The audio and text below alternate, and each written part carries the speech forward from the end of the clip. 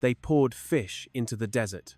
They buried bundles of dry straw deep into the burning sand, not for show, not for some experimental stunt, but to reclaim land that the world had long given up on. And this was not happening in America or China. This was Burkina Faso, a small West African nation where a young president named Ibrahim Traoré was daring to do the unthinkable, challenge the desert with nothing but faith, the hands of his people, and tools as humble as straw and fish. The Sahel, that harsh belt of dry land long known for its relentless winds, deadly heat, and hopeless poverty, was beginning to change. Slowly but undeniably, artificial ponds shimmered in the middle of the sand.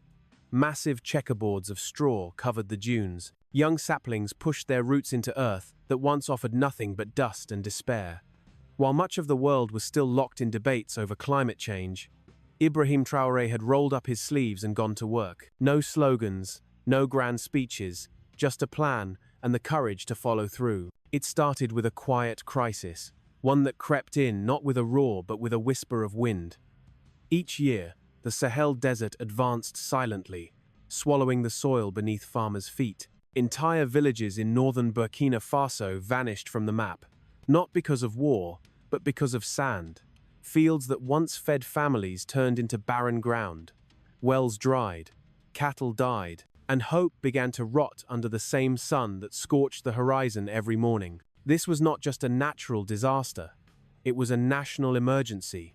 1/3 of Burkina Faso's land was on the verge of becoming uninhabitable. President Ibrahim Traoré knew that speeches alone would not hold back the desert. Something had to change. That change began not with expensive machines or foreign consultants, but with straw. Yes, straw, the dried out, discarded stalks most would burn or throw away. Under Traoré's direction, communities were mobilized across Sahelian provinces to weave this humble material into hope. Men, women, even school children worked to bundle straw into perfect squares. These were laid in checkerboard patterns directly onto the sand. At first glance, it looked absurd, a game of chess being played on the board of a dying land. But the logic was sound. The straw slowed down the wind. It kept the sand in place. It trapped tiny pockets of moisture. And over time, it began to decompose, feeding the earth just enough for seeds to stand a chance. These straw squares became shields, miniature strongholds where life could take root. Trees were planted in the middle of each square, not just any trees, but native hardy species like acacia and moringa, capable of surviving in extreme heat. Local farmers began to notice a difference. Where the straw grids were laid, the air felt cooler. The wind did not sting as hard. Saplings stayed upright longer. The desert, it seemed, was no longer winning. Still, Traoré and his government did not stop at straws. They turned to water, the rarest and most precious resource in the Sahel. Beneath the sand lay ancient aquifers and seasonal underground flows from distant highlands. Engineers and hydrologists worked together to tap into this hidden lifeblood, creating man-made ponds in strategic locations. These were not just waterholes for survival, they were the birthplaces of something almost unthinkable: fish farms in the desert. Skeptics laughed. Fish in the Sahel, in a land where even trees struggle. But President Traoré had a different vision. He believed that if they could control the water, they could create life, food, income, even microclimates. And that is exactly what began to happen. Hardy species like tilapia were introduced into these controlled ponds. Solar-powered sensors monitored temperature, pH levels, and oxygen levels. Automated feeders adjusted to the appetite and health of the fish. Local youth were trained in aquaculture, turning them from jobless wanderers into fish farmers with purpose and pride. Within months, the first harvests came in. Small, yes, but symbolic. These were not just fish, they were proof. Proof that Burkina Faso could fight back, not only with resistance, but with regeneration. Villages that had emptied out saw families return. Children who once fled to cities or militias were now helping their parents tend straw fields and check pond levels. Markets began to sell Sahel-grown fish, once unimaginable. And the government started plotting how to scale up, linking straw, water, fish, and trees into a new kind of ecosystem, engineered by people, not machines. What made this movement remarkable was not its scale yet. but its heart. Traoré's strategy was not about impressing the world. It was about surviving first, thriving second. His government worked with local leaders, traditional elders, and women's cooperatives to ensure the solutions were not imposed but embraced. Even the soldiers deployed for national security helped with planting trees and laying straw in high-risk zones. Everyone had a role, and everyone could see something was changing. The desert no longer advanced as quickly. The sandstorms blew, but with less fury. And in their place, new sounds began to rise.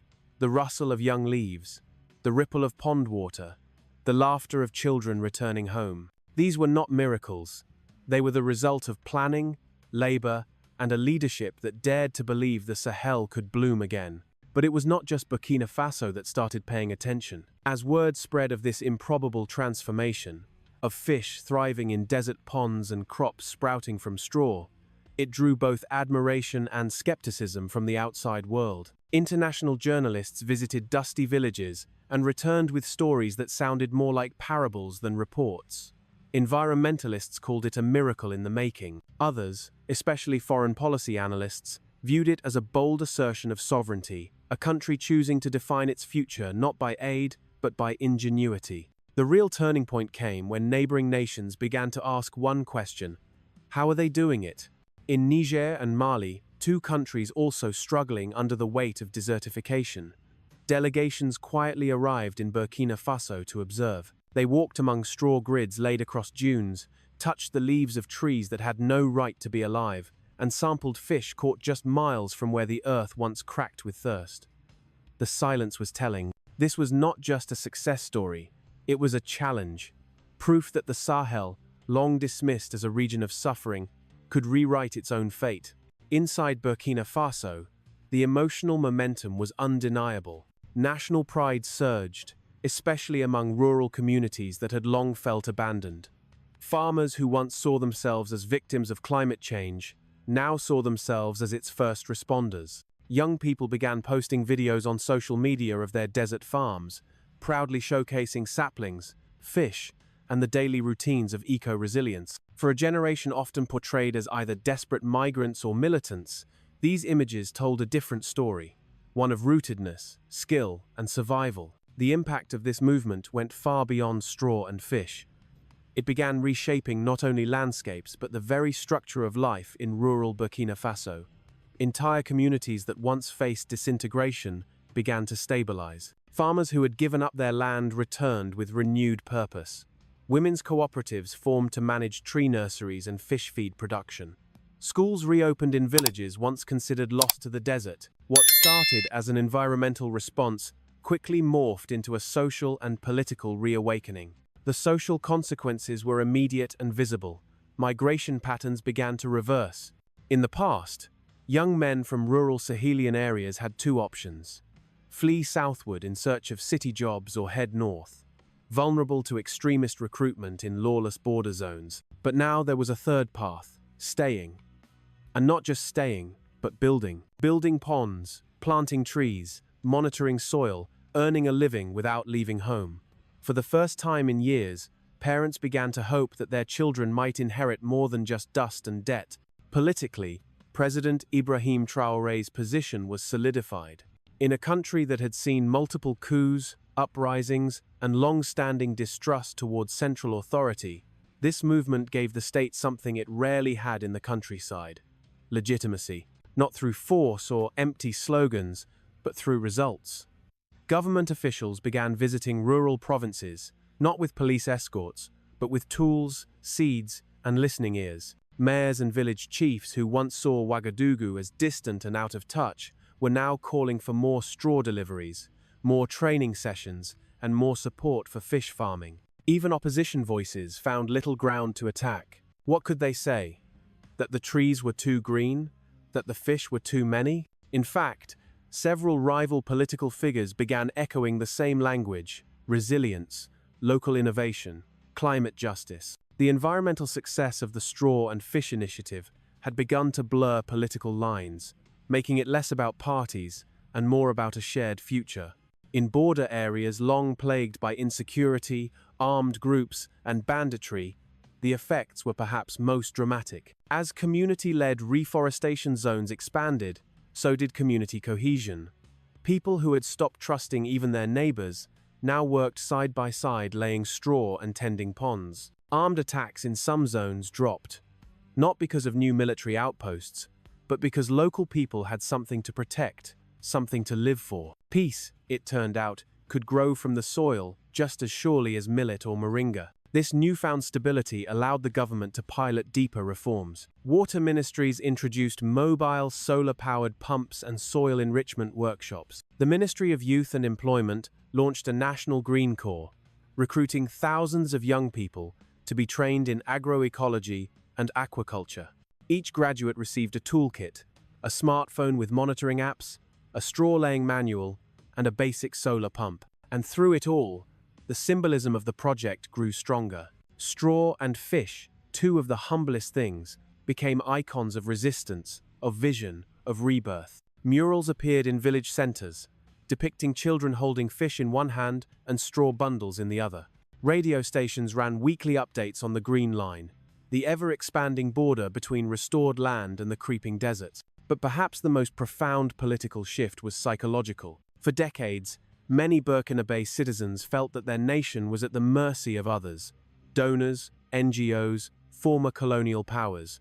Now, for the first time in a long time, they felt agency, that they could change things with their own hands, their own ideas. The project did not eliminate all problems. Hunger still existed. Water was still scarce. Conflict still flared. But there was something new in the air. Something harder to quantify, but impossible to ignore. Dignity. And dignity, as history often shows, is a powerful political force.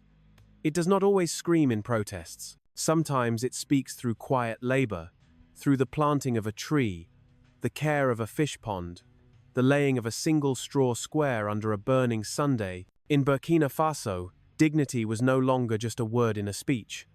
It was a daily practice, and it was beginning to change everything. From Washington to Brussels, the story coming out of Burkina Faso triggered a quiet recalibration. At first, it was seen as a curiosity, something inspiring but perhaps too small to matter in the grander scheme of global climate policy. But as the project grew, and as images of green grids and thriving desert ponds circulated through diplomatic reports and climate forums, that view began to shift. Western think tanks started using Burkina Faso as a case study. Panels at the World Bank and USAID began to include references to community-led, low-tech desert resilience models, a direct nod to what was unfolding in the Sahel. In the United States, where political debates on climate often focus on macro-level solutions and billion-dollar technologies, the simplicity and impact of Burkina Faso's approach stood out. It was not just effective, it was poetic. Here was a nation that had very little using what it did have: hands, straw, sun, fish, and creating results. Some US climate analysts began to publicly question, if this is possible in Burkina Faso, what is stopping other drought-prone regions from doing the same?